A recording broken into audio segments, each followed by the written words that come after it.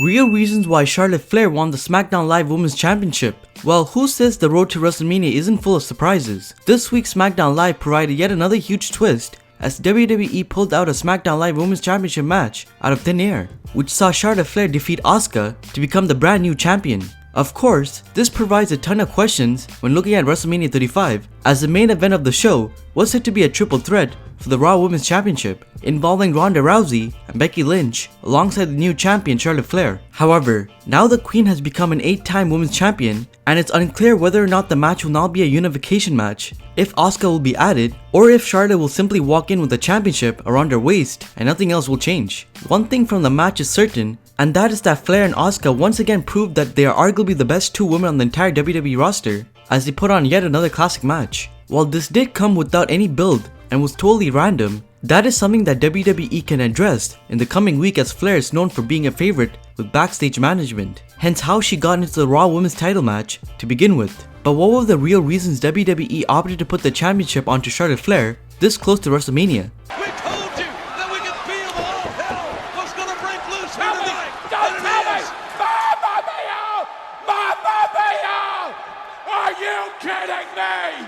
To add to the story, one of the main talking points heading to WrestleMania 35 has been the fact that Charlotte Flair really doesn't deserve to be in the match. After all, from a sheer storyline perspective, the Queen had a very poor end to 2018 in terms of win-loss record. Flair lost the SmackDown Live Women's Championship and Flair to win it back, with Becky Lynch having her number over and over again, including during the Royal Rumble where they were the final two participants. Ronda Rousey obviously heads into the match as the dominant champion, while Becky Lynch has the popularity behind her, which left Flair sort of stuck, which is something that WWE clearly wanted to address. Lynch has been claiming that Flair isn't good enough and hasn't earned the title shot, but now she is the SmackDown Live Women's Champion and effectively on the par with Ronda Rousey as two top females in the company. It only stacks the odds even further against Lynch and gives Flair some real story to grip to. To cut the WrestleMania card, one reason that has been speculated as to why WWE made the seemingly random decision is because the management team has been working hard backstage to find ways to cut down the match card for WrestleMania 35.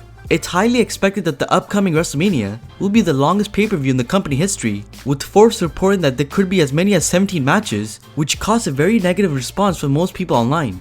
Because of this, Vince McMahon and his creative team have been trying to chop down the card, which is why there has been no tag team championship matches announced yet, as there are other matches that could be cut according to reports. Putting the SmackDown Live Women's Championship onto Charlotte Flair means that the planned title match for Asuka now doesn't have to take place, and therefore the match card has just gotten shorter. WWE had planned a fatal 4-way between Carmella, Sonya Deville, Mandy Rose, and Naomi for SmackDown to determine Asuka's #1 contender, but despite WWE putting time and effort into building Rose and Deville, those plans have seemingly been cancelled for a huge ending. Obviously, with WWE having its first ever women's match main eventing WrestleMania, the company is going all out to make sure the build is as strong as possible, and the company will also be doing everything in its power to make the match itself as amazing as it can be. This match is going to be remembered and talked about for an incredibly long time, and therefore the company is going to ensure that the ending is something major that will be worth talking about. And at this juncture, WWE has two major options. One of the options, perhaps the most obvious, would be to have the match unify the two women's championships,